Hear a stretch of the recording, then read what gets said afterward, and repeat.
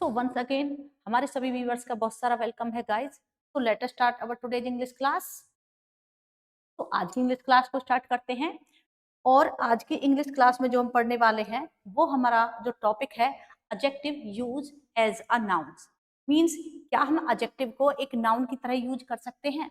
जैसा कि आप जानते हैं कि हम जो पार्ट ऑफ स्पीच के टॉपिक के साथ कंटिन्यू हैं और जिसमें हम एडजेक्टिव के टॉपिक को कवर कर रहे हैं और जिसमें हमने जो हमारी लास्ट क्लास थी उसमें हमने पढ़ा था डिग्री ऑफ कंपैरिजन और उससे हमने प्रीवियस क्लास में पढ़ा था कि जो एडजेक्टिव है वो क्या होता है, उसके कितने टाइप होते हैं और किसी सेंटेंस में जो हमारा एडजेक्टिव होता है उसकी पोजीशन क्या होती है। मींस किसी सेंटेंस में हम एडजेक्टिव की जो पोजीशन होती है उसको कितनी टाइप से रख सकते हैं। तो आज का जो हमारा टॉपिक है ये भी एडजेक्टिव से रिलेटेड है, लेकिन इसमें हम पढ़ेंगे कि जो हमारे एडजेक्टिव होते हैं क्या हम उन्हें एज अ नाउन यूज कर सकते हैं। तो लेट अस स्टार्ट। सो यहाँ पर मैं कुछ वर्ड लिखती हूँ, जैसे कि मैंने एक वर्ड लिखा यहाँ पर, यहाँ पर मैंने एक वर्ड लिखा गुड। गुड। दूसरा मैंने लिख दिया यहाँ पर ऑनेस्टी, ऑनेस्ट। तीसरा मैंने लिख दिया बेस्ट।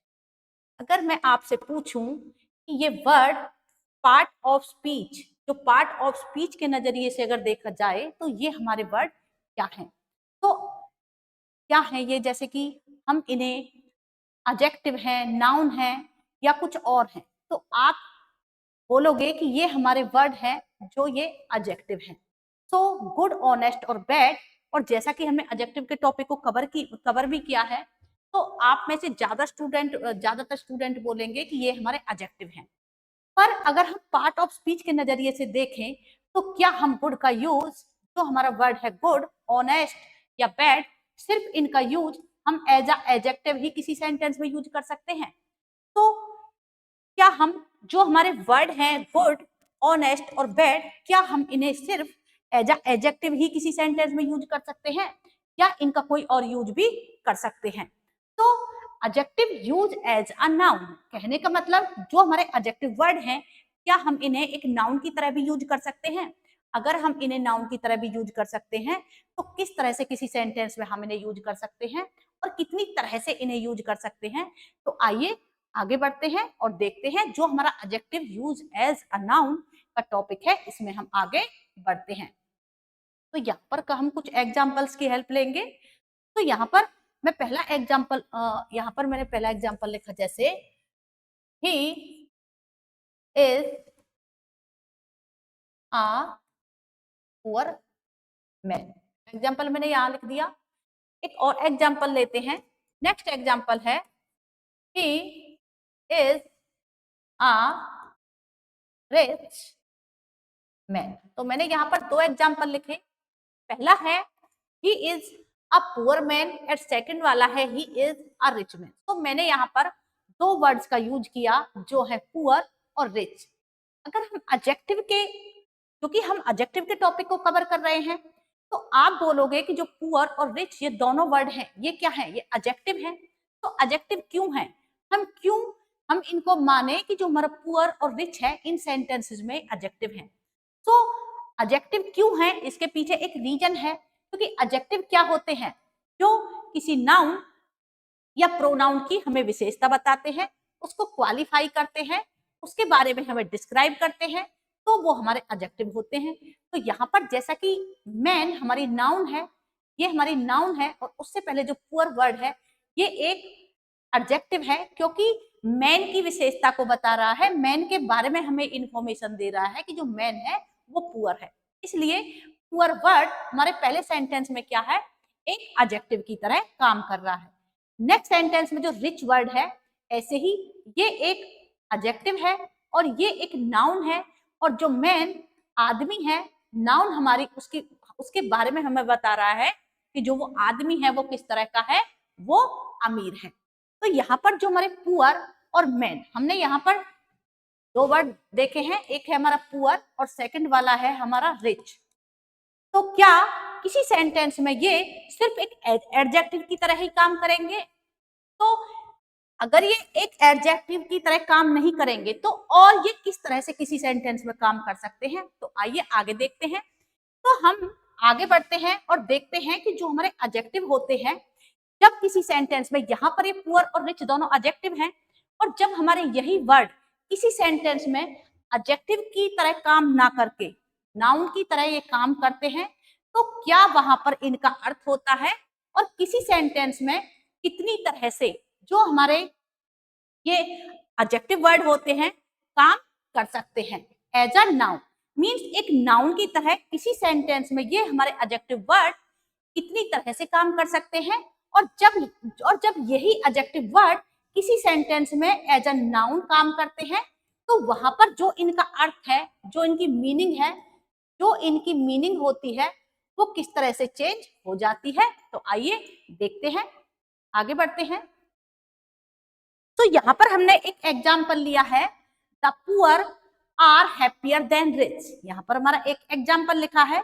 तो मैंने अभी आपको बताया था कि जो पुअर और रिच दोनों वर्ड क्या है, या लास्ट सेंटेंस में हमारे क्या थे, जो पुअर वर्ड था और जो रिच वर्ड था, ये दोनों क्या थे, ये हमारे एक एडजेक्टिव की तरह काम कर रहे थे। तो इस सेंटेंस में देखते हैं, हमने बताया था कि ये वर्ड किसी सेंटेंस में नाउन की तरह भी काम कर सकते हैं, क्योंकि यही तो हमारा टॉपिक है। तो हमारे एडजेक्टिव हैं, किस तरह से वो किसी सेंटेंस में एडजेक्टिव होते हुए भी देखने में हमें एडजेक्टिव लगेंगे, लेकिन कब वो नाउन का काम करते हैं। तो इसीलिए हमने यहाँ पर एग्जांपल लिया। तो देखते हैं, the poor are happier than rich. जो पुअर होते हैं वो किससे ज्यादा खुश होते हैं, अमीर, यानी अमीर लोगों से ज्यादा खुश होते हैं, जो हमारे सेंटेंस की सेंस है। तो यहाँ पर दोनों वर्ड का यूज है, पुअर का भी।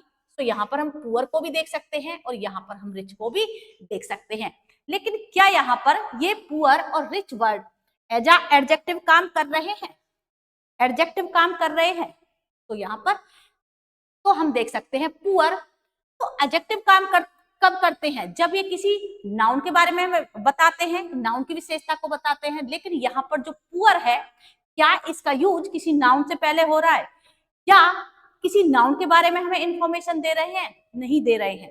तो यहाँ पर जो हमारे पुअर और रिच वर्ड हैं, ये किस तरह से काम कर रहे हैं, एज अ नाउन काम कर रहे हैं। तो जब किसी सेंटेंस में जो हमारी नाउन होती है, तो सबसे पहले हम समझेंगे कि नाउन का जो काम है वो किसी सेंटेंस में क्या होता है।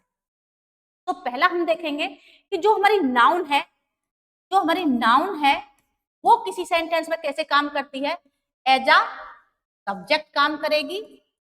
नाउन कैसे काम करती है, या जो हमारी नाउन होगी वो किसी सेंटेंस में एज अ ऑब्जेक्ट काम करेगी, या जो हमारी नाउन होगी वो किसी सेंटेंस में किस तरह से काम करता है, जो नाउन होगा वो ये प्रीपोजिशन के ऑब्जेक्ट के रूप में काम करता है। सो तीन तरह से जो हमारी नाउन है उसका हम यूज करते हैं।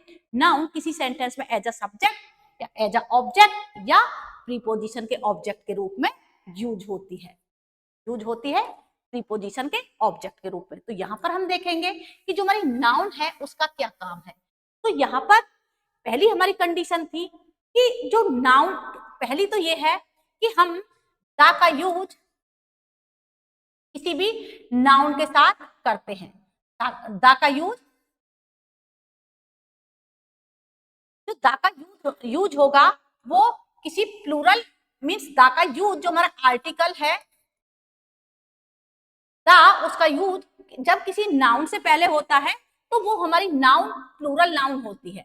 तो यहाँ पर हम देखेंगे कि जो पहली सिचुएशन तो ये है कि यहाँ पर दा का यूज हुआ है और दा का यूज किसी नाउन से पहले होता है, तो यहाँ पर जो पुअर है वो हमारी नाउन है। ऐसे ही यहाँ पर दा का यूज है और उसके बाद जो हमारी नाउन है, तो यहाँ पर ये क्या है, ये भी क्या है, हमारी नाउन है रिच। रिच और पुअर यहाँ पर जो दोनों वर्ड हैं ये एज अ नाउन काम कर रहे हैं। दूसरी सिचुएशन क्या होती है, जो हमारी नाउन है वो एज अ सब्जेक्ट किसी भी सेंटेंस में काम करती है। जो नाउन होती है वो किस तरह से काम करती है, किसी भी सेंटेंस में एज अ सब्जेक्ट काम करती है।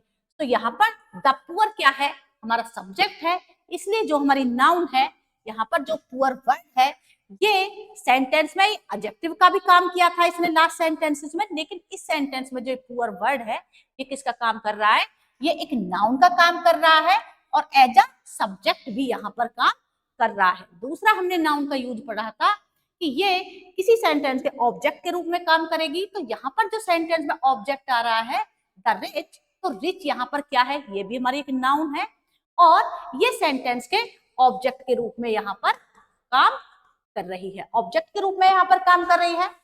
सो तीसरा हमने इसका देखा था कि जो नाउन है वो किसी सेंटेंस की प्रीपोजिशन, तो यहाँ पर जो प्रीपोजिशन है देन, उसके ऑब्जेक्ट के रूप में भी जो हमारा रिच है इसका यूज हुआ है, एडजेक्टिव वर्ड रिच है इसका यूज हुआ है, और जो इस सेंटेंस में कैसे काम कर रहा है, जो इस सेंटेंस में प्रीपोजिशन के ऑब्जेक्ट के रूप में काम कर रहा है। तो यहाँ पर आपको क्लियर हुआ होगा कि जो हमारे वर्ड होते हैं, जो एडजेक्टिव वर्ड होते हैं, ये किसी सेंटेंस में जब एडजेक्टिव का काम ना करके किसी नाउन का काम करते हैं, तो यहाँ पर किसका काम करते हैं, तो यहाँ पर ये नाउन का काम करते हैं, तो वहां पर इनके जो अर्थ होते हैं, इनके जो मीनिंग होते हैं वो भी चेंज हो जाते हैं। तो वहां पर जो हमारा पुअर था, गरीब, इसका असर जो नाउन पर हो रहा था, लेकिन यहाँ पर यही poor word as a subject हमारे सेंटेंस में काम कर रहा है और जो रिच है ये एज अ ऑब्जेक्ट सेंटेंस में काम कर रहा है। तो आई होप आपको अच्छे से क्लियर हुआ होगा कि किस तरह से ये वर्ड किसी सेंटेंस में काम करते हैं। जो हमारे एडजेक्टिव वर्ड होते हैं ये किसी सेंटेंस में कैसे एक नाउन का काम करते हैं, जो हमने अभी देखा।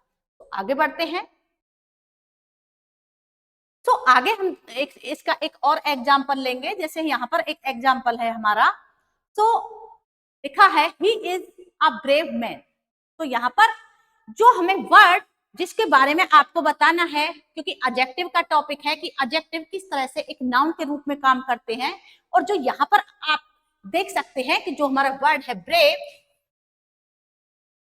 ब्रेव क्या है, यहाँ पर एक एडजेक्टिव है और इसी के बारे में हमें बताना है कि एक ब्रेव वर्ड एडजेक्टिव होते हुए भी कैसे ये यही वर्ड यहाँ पर एडजेक्टिव है, लेकिन अगर किसी दूसरे सेंटेंस में हम इसका यूज करेंगे तो कहां पर ये एज अ नाउन वर्क करेगा।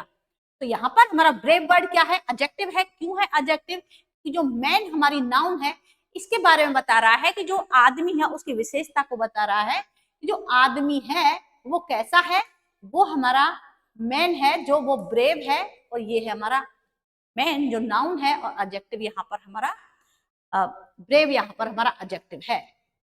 तो इसी अब हम देखेंगे कि जो ब्रेव है अगर इसको हम अलग तरह से किसी सेंटेंस में यूज करते हैं तो किस तरह से ये एक नाउन का काम करेगा, ना कि एक एडजेक्टिव का। आगे बढ़ते हैं, इसका नेक्स्ट एग्जांपल देखते हैं। तो देखिए ब्रेव से ही हमने इसका नेक्स्ट एग्जांपल लिया है, the brave are admired everywhere. So यहाँ पर हमने आपको बताया था कि लास्ट सेंटेंस में जो ब्रेव एक एडजेक्टिव था, एक विशेषण था, लेकिन यहाँ पर जो ब्रेव है ये किस तरह से काम कर रहा है, एज अ नाउन काम कर रहा है। क्यों हम इसे नाउन कहेंगे, क्योंकि एक तो इससे पहले जो हमारा आर्टिकल द है उसका यूज है, और दूसरा ये कि जो ब्रेव है, जो हमारा जो ब्रेव है ये एज अ सब्जेक्ट इस सेंटेंस में काम कर रहा है। तो ब्रेव यहाँ पर क्या है, ब्रेव यहाँ पर हमारा एक नाउन की तरह काम कर रहा है, और लास्ट सेंटेंस में ये एक एडजेक्टिव की तरह काम कर रहा था। The brave are admired everywhere, यानी कि जो बहादुर लोग होते हैं उनकी हर जगह प्रशंसा होती है। एक बात और जो मैंने दा के बारे में आपको बताई थी कि अगर हम जो हमारा आर्टिकल होता है दा, इसका यूज हम हमेशा अगर किसी नाउन से पहले करते हैं, क्योंकि यहाँ पर जो इससे किससे पहले करते हैं, किसी नाउन से पहले करते हैं, तो वो जो नाउन होती है उसकी काउंटिंग हमेशा हमारी जो प्लूरल नाउन है उसमें होगी। तो यहाँ पर जो द ब्रेव है तो इसकी जो काउंटिंग होगी वो प्लूरल नाउन में होगी, क्योंकि इससे पहले किसका यूज हुआ है, इससे बाद जो हमारी वर्ब है आर उसका यूज हुआ है। लेकिन ब्रेव तो यहाँ पर एक द ब्रेव, अगर हम इसे देखें तो क्या है, ब्रेव मींस, ब्रेव को देख के हम ये नहीं आइडेंटिफाई कर सकते हैं कि सिंगुलर है प्लूरल है, लेकिन अगर इससे पहले दा का यूज हुआ है तो आपको ब्रेव का जो मीनिंग है वो समझना है ब्रेव नाउन के बारे में कि ये प्लूरल है। जैसे कि यहाँ पर हम इसे समझाने के लिए आपको यहाँ पर लिख सकते हैं, जैसे the brave man, the brave people are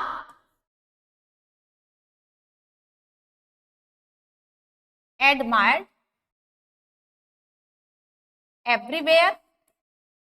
तो यहां पर हम देख सकते हैं द ब्रेव पीपल, लेकिन जब हम यहाँ पर आर्टिकल द का यूज करेंगे तो हमें जो पीपल है इसे इसके साथ लिखने की नीड नहीं है, क्योंकि द लगने से ही यहाँ पर हमारा जो एडजेक्टिव वर्ड है ब्रेव, ये एक प्लूरल नाउन में बदल जाता है, ये ऑलरेडी ये एक प्लूरल नाउन बन जाता है। तो आपको अच्छे से क्लियर हुआ होगा कि जो ब्रेव है, तो ब्रेव किसके बारे में बात हो रही है, ब्रेव के बारे में बात हो रही है कि हमें ये समझना है कि जो बहादुर लोग होते हैं, अगर हम सिर्फ ब्रेव को देखें और यहाँ पर जो सेंटेंस, जो एग्जाम में सेंटेंस में जो मिस्टेक्स होती है वो इसी से रिलेटेड होती है कि यहाँ पर तो लिखा है द ब्रेव, यहाँ पर तो लिखा है द ब्रेव, लेकिन बाद में जो हमारी वर्ब है वो लगी है आर, और बच्चे से कंफ्यूज हो जाते हैं कि जब यहाँ पर ब्रेव है तो यहाँ पर आर क्यों है, और इससे रिलेटेड वो मिस्टेक कर देते हैं। तो आपको जो समझना है वो ये समझना है कि अगर किसी एडजेक्टिव से पहले द का यूज है तो जो हमारी नाउन है वो कैसी है, वो प्लूरल है। जैसे यहाँ पर मैंने लिखा था द ब्रेव पीपल, तो यहाँ पर ब्रेव इसलिए इसके साथ हमने जो हमारी वर्ब है प्लूरल आर का यूज किया है, ना कि इज का यूज किया है। तो इस तरह से आपको जब एग्जाम में इस तरह के सेंटेंस आते हैं तो आप मिस्टेक नहीं करेंगे, क्योंकि द लगने से जो हमारा एडजेक्टिव है ये ऑलरेडी एक प्लूरल नाउन है, हमें इसके साथ अलग से एस या ईएस जोड़ने की नीड नहीं है। जैसे मैं इसी सेंटेंस को यहाँ पर लिखूं, द ब्रेव्स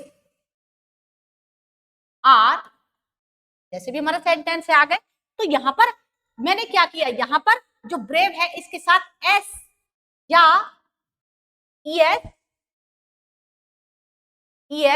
या एस हमको नहीं लगाना है, अदरवाइज हमारा सेंटेंस गलत हो जाएगा, क्योंकि जब इसके साथ आर्टिकल द हमने ऐड किया तो उससे जो ब्रेव है ये ऑलरेडी हमारी प्लूरल नाउन है। सो इसीलिए हमने यहाँ पर इसके साथ प्लूरल वर्ब का यूज किया है। तो आई होप आपको यहाँ कंफ्यूजन नहीं होनी चाहिए।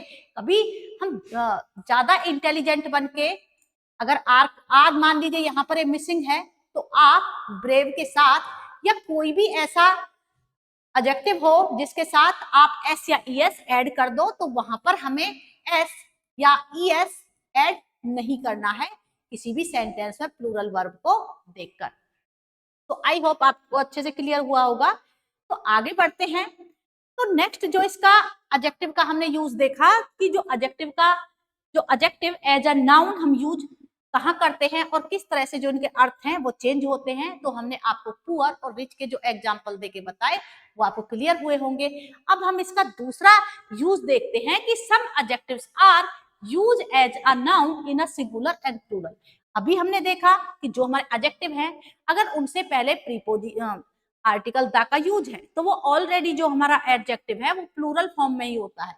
लेकिन इसका सेकंड यूज क्या कहता है कि अगर हमारा एडजेक्टिव होता है, some adjectives are used as a nouns, जो कुछ एडजेक्टिव होते हैं, सम एडजेक्टिव्स होते हैं हमारे जो सिंगुलर और प्लूरल दोनों फॉर्म में ही यूज होते हैं। तो ऐसे कौन से एडजेक्टिव होते हैं? तो आप अगर देखिए, अगर एडजेक्टिव की बात करी जाए तो हम इसे ऐसे समझ सकते हैं। तो एडजेक्टिव देखिए, जैसे मैं यहां पर लिखूं इंडिया, इंडिया क्या है, हमारी एक नाउन है, और जब इंडिया से मैंने लिख दिया इंडियन, तो इंडिया तो हुई हमारी नाउन और इंडियन क्या हुआ हमारा, यहां पर ये एक एडजेक्टिव हो गया। सो नाउन और इससे क्या बना, इंडियन, एक एडजेक्टिव बन गया। तो कब तो हम अब जो हमारी एडजेक्टिव वर्ड है इंडिया, तो इसे कब तो हम एज अ सिंगुलर नाउन, क्योंकि हमारा कॉन्सेप्ट क्या है, जो एडजेक्टिव है उन्हें हम जो नाउन के रूप में कैसे यूज करते हैं, तो यहाँ पर जो इंडिया हमारी नाउन है और इससे जो हमारा वर्ड बना इंडियन, ये एडजेक्टिव है। अब जो इंडियन वर्ड है तो कहां पर हम इसे नाउन की तरह यूज कर सकते हैं, नाउन की तरह यूज कर सकते हैं, और वो भी सिंगुलर और प्लूरल दोनों फॉर्म में। क्योंकि हमने जो लास्ट में पढ़ा था दा के साथ अगर किसी भी एडजेक्टिव का यूज है तो वहां पर केवल प्लूरल फॉर्म थी एडजेक्टिव की, लेकिन यहाँ पर एडजेक्टिव होगा लेकिन इसे हम सिंगुलर और प्लूरल दोनों फॉर्म में यूज करेंगे। किस तरह से करेंगे तो आइए कुछ एग्जांपल्स की हेल्प लेते हैं और आगे बढ़ते हैं। जैसे यहाँ पर हमारा एग्जाम्पल है, तो यहाँ पर हमारा एग्जाम्पल है ही इज एन इंडियन। तो अब आप मुझे यहाँ पर एक बात बताइए कि जो यहाँ पर हमारा वर्ड है इंडियन, इंडियन वैसे तो क्या है, ये एक एडजेक्टिव है, लेकिन इस सेंटेंस में ये एक एडजेक्टिव की तरह काम कर रहा है या एक नाउन की तरह काम कर रहा है। ही इज एन इंडियन, वह एक भारतीय है। तो यहाँ पर जो इंडियन वर्ड है ये एक नाउन की तरह काम कर रहा है। तो नाउन भी किस तरह की है, सिंगुलर नाउन है, सिंगुलर नाउन की तरह काम कर रहा है। अब देखिए यही इंडियन वर्ड किस तरह से एक प्लूरल नाउन के रूप में काम कर सकता है।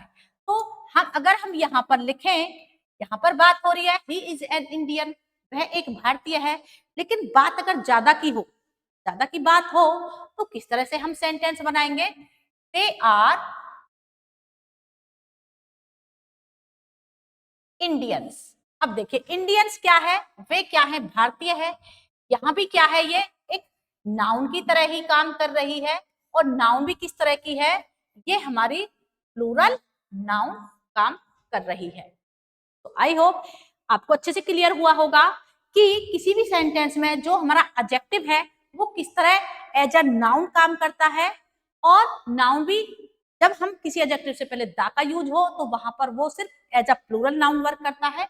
लेकिन कोई एडजेक्टिव किसी तरह से किसी सेंटेंस में सिंगुलर नाउन की तरह भी काम कर सकता है, प्लूरल नाउन की तरह भी काम कर सकता है, जैसा हमने इस सेंटेंस में बताया।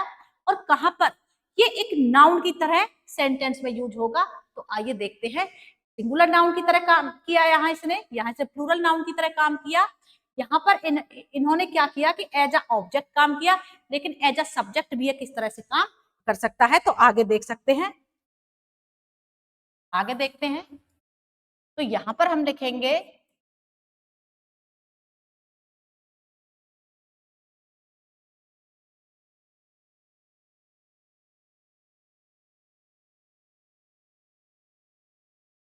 इंडियन, तो क्या है, the Indian are hard working. आपने देखा, देखिए जब मैंने यहां पर सेंटेंस लिखा तो इसने सिंगुलर काम किया था, लेकिन जब मैंने ये सेंटेंस लिखा था दे आर इंडियंस, तो यहां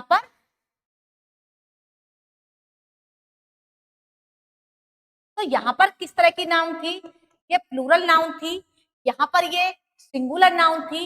लेकिन जब मैंने यहाँ पर इसका यूज किया है तो ना तो मैंने इंडियन के साथ जो हमारा इंडियन वर्ड है, तो जो हमारा इंडियन वर्ड है ना तो मैंने इसमें इंडियन वर्ड है, ना तो मैंने इसमें एस का यूज किया है, ना इसमें मींस ना तो मैंने इसमें एस का यूज किया, इसे प्लूरल नाउन बनाया, और ना इसे सिंगुलर नाउन जैसे यहां पर यूज किया था ऐसे यूज किया। सिर्फ इसके साथ मैंने क्या यूज कर दिया, जो आर्टिकल हमारा द है, आर्टिकल द है, इसका यूज कर दिया। और ये हमारा यहाँ पर किस तरह से काम कर रहा है, एज अ प्लूरल नाउन काम कर रहा है और एज अ सब्जेक्ट काम कर रहा है। क्योंकि जो हमारी नाउन है कि हमने तीन यूज देखे कि या तो ये किसी सेंटेंस में एज अ सब्जेक्ट काम करेगी, या किसी सेंटेंस में एज अ ऑब्जेक्ट काम करेगी, और या किसी सेंटेंस में ये किसी प्रीपोजिशन का ऑब्जेक्ट होगी। तो वो तीनों यूज हमने आपको करके दिखाए कि जो जैसे दा का तो मैंने तुम्हें पहले ही उसमें समझा दिया था कि अगर किसी भी एडजेक्टिव से पहले दा का यूज है तो उसके साथ हमें एस या ईएस लगाने की नीड नहीं है, वो ऑलरेडी हमारी प्लूरल नाउन है। और जैसा कि हमने देखा हमारे कुछ एडजेक्टिव ऐसे होते हैं जो सिंगुलर और प्लूरल दोनों फॉर्म में यूज होते हैं। तो यहाँ पर हमने देखा था ही इज एन इंडियन, तो यहाँ पर ये सिंगुलर फॉर्म में यूज था, और जब हमने इसके साथ एस या ई एस ऐड किया यहाँ पर, तो दे आर इंडियंस, तो यहाँ पर हमने जो हमारा एडजेक्टिव था इंडियन उसके साथ एस का यूज किया, यहाँ पर हमने सिंगुलर फॉर्म का यूज किया, यहाँ पर हमने प्लूरल फॉर्म का यूज किया, और जब हमने यहाँ पर दा का यूज किया तो हमें इसे प्लूरल फॉर्म में चेंज करने के लिए एस या ई एस लगाने की नीड नहीं पड़ी। तो आई होप आपको जो हमने एडजेक्टिव किस तरह से किसी नाउन का काम करते हैं, इसके जो 2 टाइप आपने देखे हैं आपको अच्छे से क्लियर हुए होंगे। इसका नेक्स्ट टाइप देखते हैं कि जो हमारे एडजेक्टिव हैं ये कैसे किसी फ्रेज के साथ, इसका एक और एग्जांपल है, I am telling you for this your good. तो मैंने बताया था कि जो हमारे एडजेक्टिव होते हैं, ही इज एन इंडियन, हमने इसका एग्जांपल लिया, तो एक और एग्जांपल लेते हैं इसका, जैसे मैंने लिखा he is a good boy.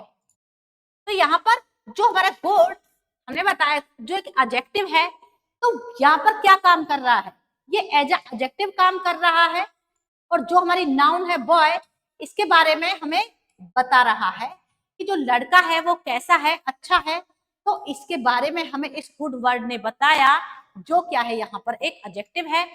अब आइए देखते हैं कि जो हमने वर्ड देखा गुड, ये इसी अगर किसी और सेंटेंस में हम जब इसका यूज करते हैं गुड, तो किस तरह ये एक एडजेक्टिव, ये एडजेक्टिव का काम ना करके किसी नाउन की तरह यूज होगा, तो इसे हम देखेंगे नेक्स्ट सेंटेंस में। आगे बढ़ते हैं। तो यहां पर हमने एक और एग्जांपल लिया, और जिसमें आप देख सकते हैं कि जो हमारा वर्ड है गुड, इसने किस तरह से काम किया लास्ट सेंटेंस में एज एडजेक्टिव, लेकिन यहां पर किस तरह से एज अ नाउन वर्क करेगा। तो सेंटेंस है हमारा I am telling you for this your good, means मैं तुम्हें यह तुम्हारी भलाई के लिए बता रहा हूं। तो आप देख सकते हैं कि जब कोई वर्ड वो एडजेक्टिव हो और जब वो किसी दूसरे सेंटेंस में एज अ नाउन काम कर रहा हो, तो पहले तो हमें ये समझना है कि जो वर्ड है गुड, यहाँ पर ये एक नाउन के रूप में काम कर रहा है, और जब एक नाउन के रूप में यहाँ पर इस सेंटेंस में इसका यूज हुआ है, तो यहाँ पर जो गुड है इसका मीनिंग क्या निकल के आएगा। सो इसका मीनिंग निकल के आएगा, जैसे हम देख सकते हैं बेनिफिट, बेनिफिट, वेल बीइंग, और तीसरा हो सकता है मॉरल बिहेवियर। तो ये 3 सेंस जो हमारा वर्ड है गुड, उसके यहां पर निकल के आ रहे हैं इस सेंटेंस में। आप देख सकते हैं किस तरह से यूज हुआ है, गुड वर्ड था, लास्ट सेंटेंस में एज एडजेक्टिव यूज हुआ, यही वर्ड है, लेकिन यहां पर इसका यूज एज अ नाउन हो रहा है, और जब इसका यूज एज अ नाउन इस सेंटेंस में हो रहा है, तो यहाँ पर जो इसकी मीनिंग है वो बिल्कुल चेंज हो रही है। और मीनिंग का देखा जाए तो यहाँ पर जो इसकी मीनिंग है वो निकल रही है भलाई करना किसी की। तो यहाँ पर जो गुड की मीनिंग है वो है, अगर हम इंग्लिश में इनकी मीनिंग समझे तो इसे हम बेनिफिट से कनेक्ट कर सकते हैं, वेल बीइंग या moral behaviour. Moral behaviour means किसी के साथ अच्छा व्यवहार करना, उसी से रिलेटेड ये सारे मीनिंग है। तो हमने देखा कि किस तरह से एक ही वर्ड किसी सेंटेंस में एज अ किस तरह से काम कर रहा था, एज अ एडजेक्टिव काम कर रहा था, लेकिन दूसरे ही सेंटेंस में ये एक नाउन की तरह काम कर रहा है, और जहां इसकी जो मीनिंग है वो बिल्कुल चेंज है। तो हम जो हमारा एडजेक्टिव है इसका थर्ड यूज देखते हैं कि किस तरह से ये किसी सेंटेंस में, किसी फ्रेजेज में किस तरह से ये एडजेक्टिव ना होने की जगह नाउन का काम करता है, मीन्स एडजेक्टिव होते हुए भी किस तरह से नाउन का काम करता है। तो इसका जो थर्ड यूज है वो क्या है, use as a noun and some phrase. जो हमारा एडजेक्टिव है ये एक नाउन की तरह यूज होगा, क्या बोल रहे हैं कि use as a noun, use तो इसका होगा नाउन की तरह, लेकिन इसका जो नाउन की तरह यूज होगा और सम फ्रेज, और कुछ फ्रेज में। एडजेक्टिव का यूज नाउन की तरह होगा और कुछ फ्रेजेज में इसका यूज होगा जहां पर ये एज अ नाउन काम करेगा हमारा एडजेक्टिव। तो देखते हैं कुछ फ्रेजेस। तो यहाँ पर कुछ फ्रेज लिखी है जैसे फॉर गुड, नेक्स्ट है from bad to worse, third है इन जनरल एंड फोर्थ है in back in black and white. So यहाँ पर सबसे पहले हम देखेंगे कि जो हमारी फ्रेज है वो क्या होती है। तो फ्रेज ग्रुप ऑफ वर्ड होता है, ये भी कुछ ग्रुप का वर्ड हो, ग्रुप होता है वर्ड्स का, लेकिन जिसकी जो मीनिंग है वो कंप्लीट नहीं होती। इसके पास जो इसका सब्जेक्ट है वो नहीं होता। अगर सब्जेक्ट भी होती है तो इसमें वर्ब नहीं होती। मींस जो हमारे फ्रेज होते हैं ये किसी सेंटेंस का कुछ पार्ट होते हैं, ये इनकम्प्लीट सेंटेंस होते हैं। तो यहाँ पर हम देख सकते हैं कि हमने जो हमारा एडजेक्टिव है, जो हमारी नाउन है, उसके बारे में पढ़ा था कि किसी सेंटेंस में हम इसका 3 तरह से यूज कर सकते हैं, किसी प्रीपोजिशन के ऑब्जेक्ट के रूप में। तो यहाँ पर हम देख सकते हैं फॉर क्या है हमारी, फॉर भी क्या है हमारी एक प्रीपोजिशन है, और उसके बाद जो हमारा वर्ड गुड, इसका यूज हुआ है फॉर गुड। अगर इसका हिंदी में मीनिंग समझेंगे तो हम क्या होगा, फॉर गुड, अच्छाई के लिए, भलाई के लिए। तो ये क्या है, ये क्या है, एक नाउन है, ना कि यहाँ पर एक गुड वर्ड एक एडजेक्टिव है। फ्रॉम बैड टू वर्स, ऐसे ही यहाँ पर फ्रॉम क्या है हमारी, फ्रॉम भी हमारी प्रीपोजिशन है और जिसमें बैड हमारा एक एडजेक्टिव है और वर्स भी एक एडजेक्टिव है, लेकिन यहाँ पर ये एज अ नाउन वर्क कर रहे हैं। ऐसे ही इन जनरल, इसी तरह का हमारा ये सेंटेंस है, इन हमारी प्रीपोजिशन है, इसके बाद जो जनरल वर्ड है इसका यूज है, लेकिन यहाँ पर ये एक एडजेक्टिव की तरह काम ना करके ये किसकी तरह काम कर रहा है, ये एक नाउन की तरह यहाँ पर वर्क कर रहा है। इन ब्लैक एंड व्हाइट, सो इन यहाँ पर प्रीपोजिशन हुई, ब्लैक हमारा क्या हुआ, एडजेक्टिव, व्हाइट भी हमारा एडजेक्टिव है, लेकिन यहाँ पर ये क्या कर रहे हैं, इन प्रीपोजिशन के बाद हैं। इन प्रीपोजिशन के बाद कोई भी नाउन है तो क्या काम करती है, वो एज अ ऑब्जेक्ट काम करती है। और दो नाउन जब किसी कंजंक्शन, जो यहाँ पर कंजंक्शन एंड है, इससे जुड़ी होती है, तो वहां भी क्या कॉन्सेप्ट है कि जो हमारा यहाँ पर कंजंक्शन है एंड, तो इसके साथ हमारी नाउन जुड़ी हुई है। नाउन कौन सी है, जो है ब्लैक और दूसरी है व्हाइट, इससे जुड़ी है, हमारे एंड कंजंक्शन से जुड़ी है। कभी भी कंजंक्शन से नाउन जुड़ती है, ना कि हमारे एडजेक्टिव वर्ड। सो इन फ्रेजेस में हमने जितने भी वर्ड देखे हैं, ये देखने में तो एक एडजेक्टिव है, लेकिन यहाँ पर ये एक नाउन का काम कर रहे हैं। तो आई होप आज की इंग्लिश क्लास में आपको अच्छे से क्लियर हुआ होगा कि किस तरह से जो एडजेक्टिव है वो किसी सेंटेंस में एक नाउन का काम करते हैं। तो आज की क्लास में हमने जो हमारा एडजेक्टिव था इसके 3 यूज सीखे हैं। तो आइए इन्हें एक बार रिपीट करते हैं। तो हमारा पहला यूज है, फर्स्ट हमने यूज सीखा था, अगर हमारी जो आर्टिकल द है उसके बाद कोई हमारा एडजेक्टिव है, तो जो हमारी नाउन होगी वो हमेशा प्लूरल नाउन होगी, वो प्लूरल फॉर्म में ही होगी। जैसा हमने इंडिया के कॉन्सेप्ट में बताया कि इंडिया हमारी नाउन है, लेकिन इंडियन वर्ड वहां पर एडजेक्टिव है, और इंडियन वर्ड कैसे एक सिंगुलर नाउन के रूप में भी यूज करी, एक प्लूरल नाउन के रूप में भी यूज करी, और हमने दा के साथ जब उसका यूज किया तो हमने किस तरह से उसकी प्लूरल फॉर्म को देखा। तो हमने इसका सेकंड यूज सीखा। सेकंड यूज है इसका एज नाउन बोथ, मीन्स हमने नाउन का यूज सीखा कि नाउन का यूज है सिंगुलर फॉर्म में भी और प्लूरल फॉर्म में भी। जैसे हमने इंडिया का एग्जांपल दिया था कि इंडिया को हमने ही इज एन इंडियन, वह एक भारतीय है, और दे आर इंडियंस, वे भारतीय हैं। एडजेक्टिव वर्ड था, लेकिन हमने उसे सिंगुलर और प्लूरल दोनों तरह के नाउन में यूज किया था। और जो इसका थर्ड यूज था वो हमने देखा कि जो हम इसका थर्ड यूज करते हैं वो किस तरह से किसी फ्रेजेज में करते हैं, इन सम फ्रेजेज। तो फ्रेजेज में किस तरह से वर्ड सारे एडजेक्टिव थे, लेकिन वहां पर वो काम किसका कर रहे थे, एक नाउन का काम कर रहे थे। तो आई होप नाउन किसी सेंटेंस में कैसे एक जो हमारे एडजेक्टिव होते हैं किसी सेंटेंस में कैसे वो एक नाउन का काम करते हैं, आपको अच्छे से क्लियर हुआ होगा। आज की इंग्लिश क्लास में सिर्फ इतना ही। तो अपनी नेक्स्ट इंग्लिश क्लास में किसी और टॉपिक के साथ आपके सामने फिर से हाजिर होते हैं। तब तक के लिए goodbye. and bye bye everybody and thank you for watching our videos.